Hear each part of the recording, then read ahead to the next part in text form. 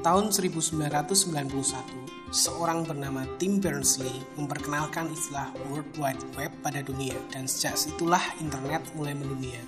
12 tahun berselang, pengguna internet mencapai angka 1 miliar, dan kini ada lebih dari 3,2 miliar pengguna internet.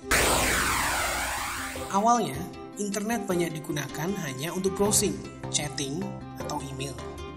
Namun, seiring perkembangan zaman, makin banyak website, makin banyak media sosial, makin banyak pula orang manfaatin internet menjadi sarana transaksi ekonomi atau populernya disebut e-commerce. Dan e-commerce menjadi genre baru dalam dunia bisnis, bahkan menjadi penggerak ekonomi global saat ini.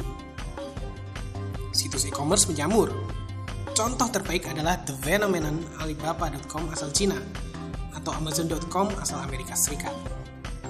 Atau situs e-commerce di belahan bumi lainnya. Di Afrika ada Jumia, Namshi di Timur Tengah, Jabong di India, Lazada dan Zalora di Asia Tenggara. Di Indonesia, jumlah penduduk Indonesia yang sangat luar biasa banyak menjadi potensi yang menjanjikan sebagai pelaku ataupun pasar. Bagaimana tidak? Separuh dari 259 juta populasi Indonesia berumur kurang dari 30 tahun.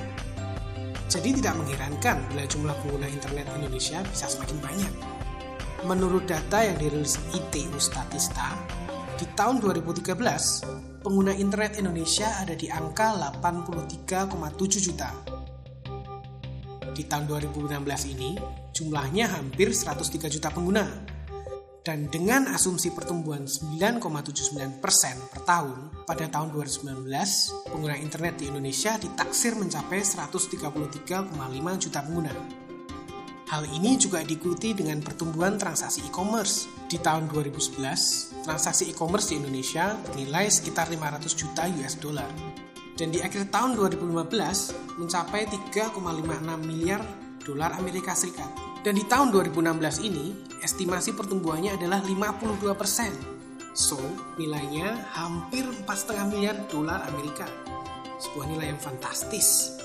Tapi itu adalah potensi Indonesia sebagai target marketing. Lalu, bagaimana posisi kita sebagai pemain di rumah sendiri? Situs belanja Lazada.com tercatat sebagai situs belanja paling populer, diikuti Tokopedia, OLX, dan Bukalapak. 2015 adalah tahun yang hebat untuk perusahaan rintisan online atau sering disebut startup di Indonesia. Sedikitnya ada 70 aliran investasi yang diumumkan secara terbuka. Itu belum termasuk yang tertutup. Menurut Daily Social Startup Report 2015, startup terbaik di tahun 2015 adalah Gojek, sebuah aplikasi transportasi online di kota-kota besar Indonesia. Diikuti idntimes.com, portal berita online, dan aplikasi e-commerce Kudo menyusul di peringkat ketiga. Pemerintah harus menunjukkan langkah-langkah yang progresif dalam mendukung dunia bisnis digital ini. Penyediaan sumber daya pendukung, jaringan modal, ataupun pendampingan untuk startup. Dan yang paling penting, pembenahan regulasi.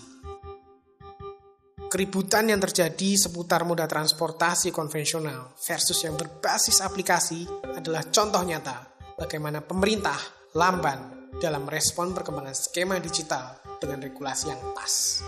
Ini menunjukkan Kemenkominfo belum benar-benar siap menciptakan regulasi yang progresif untuk menopang lepas landasnya ekonomi digital.